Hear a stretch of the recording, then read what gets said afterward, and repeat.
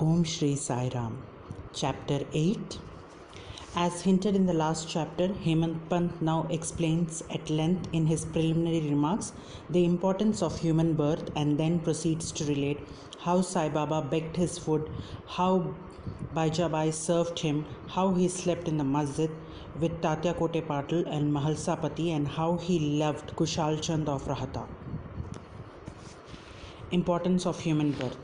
In this wonderful universe, God has created billions of creatures or beings inhabiting heaven, hell, earth, ocean, sky, and other intermediate regions.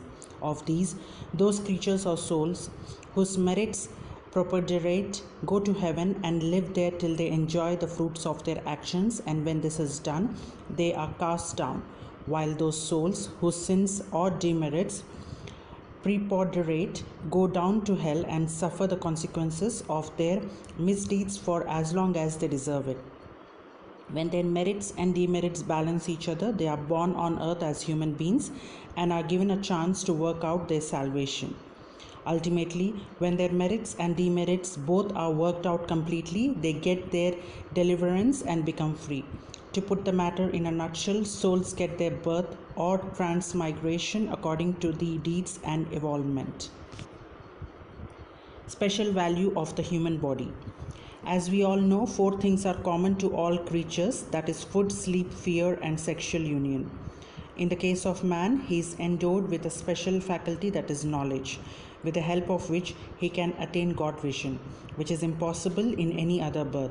It is for this reason that gods envy human species and aspire to be born as men on the earth, so as to get their final deliverance. Some say that there is nothing worse than the human body, which is full of filth, mucus, phlegm, and dirt, and which is subject to decay, disease, and death. This is true to a certain extent, but in spite of these drawbacks and defects, the special value of the human body is that man has got the capacity to acquire knowledge. It is only due to the human body or on account of it that one can think of the perishable and transitory nature of the body itself and of the world, and have an aversion for the sense enjoyments, and can discriminate between the unreal and the real, and thus attain God vision. So if we reject or neglect the body because it is filthy, we lose the chance of God vision, and if we fond it and run after sense enjoyment because it is precious, we go to hell. The proper course, therefore, for us to pursue is the following: that the body should neither be neglected nor fondled, but should be properly cared for, just as a traveler on horseback takes care of his pony on the way till he reaches his destination and returns home. Thus, the body should ever be used or engaged to attain God vision or self-realization, which is the supreme end of life. It is said that though God created various sorts of creatures, he was not satisfied, for none of them were able to know and appreciate his work. So he had to create a special being, man, and endow him with a special faculty, that is knowledge. And when he saw that man was able to appreciate his Leela's marvelous work and intelligence, he was highly pleased and satisfied. So really, it is fortunate to get a human body, better still to get birth in a Brahmin family, and best to get an opportunity of having recourse to Sai Baba's feet and surrender to him. Man's endurer.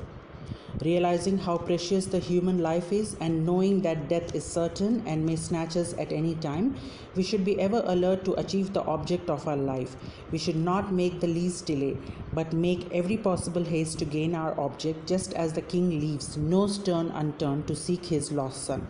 So with all earnestness, we should strive to attain our end, that is self-realization. Casting aside laziness, warding off drowsiness, we should day and night meditate on the self. If we fail to do this, we reduce ourselves to the level of beast. How to proceed?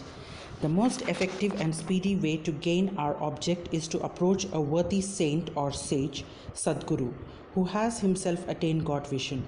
What cannot be achieved by hearing religious discourses and study of religious texts is easily obtained in the company of such worthy souls. Just as the sun only gives light, which all the stars put together cannot do, so the Sadguru alone imparts spiritual wisdom, which all the sacred books and sermons cannot do.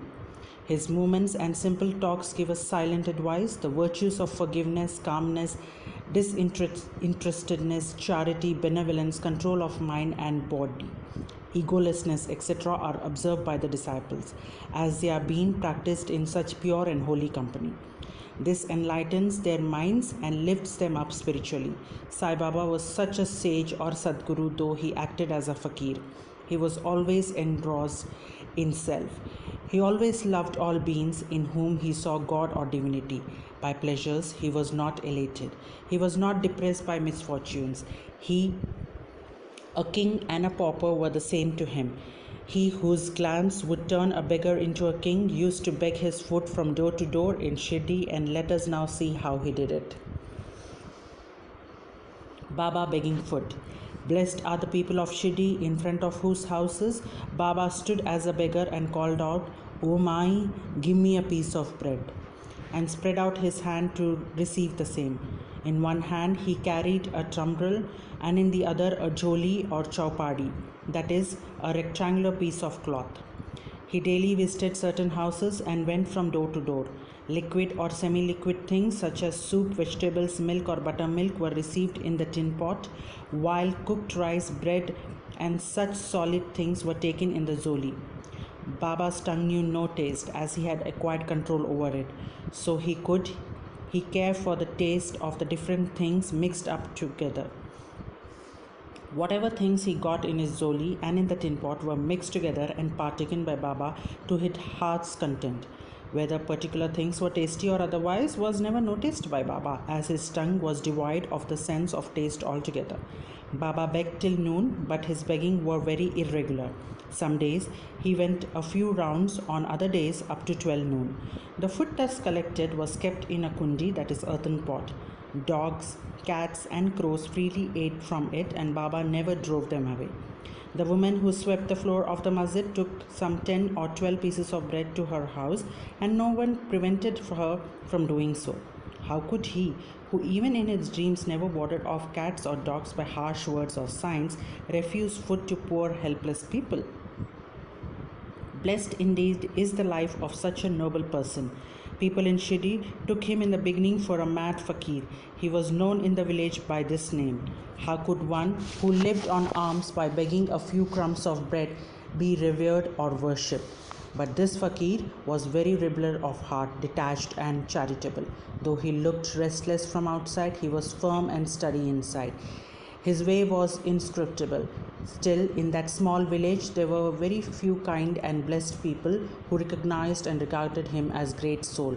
One such instance is given below. Baijabai's brilliant service. Tatya Kote Patil's mother, Baijabai, used to go to the woods every noon with a basket on her head containing bread and vegetables. She roamed in the jungle course after course, trampling bushes and shrubs in search of the mad fakir, and after finding him out, fell at his feet.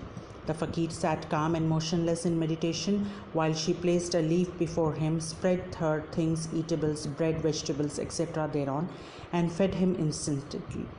Wonderful was her faith and service. Every day she roamed at noon in the jungles and insisted Baba to partake of the lunch. Her service, upasana or penance, by whatever name we call it, was never forgotten by Baba till the end.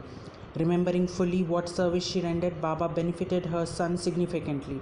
Both the son and the mother had great faith in the fakir, who was their God.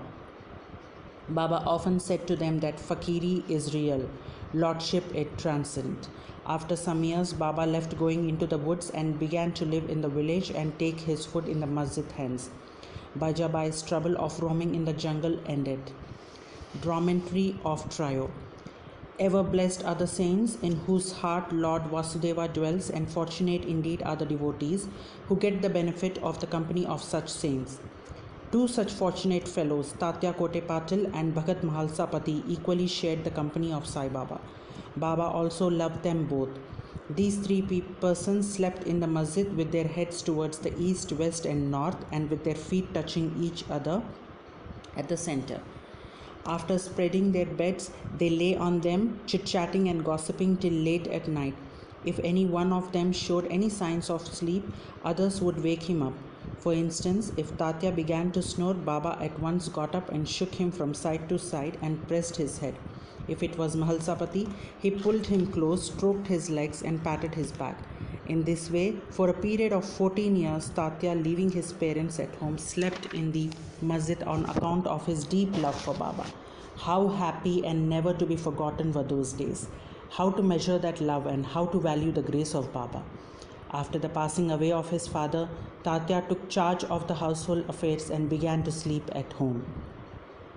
Kushalchand of Rahata. Baba loved Ganpat Kote Patil of Shirdi.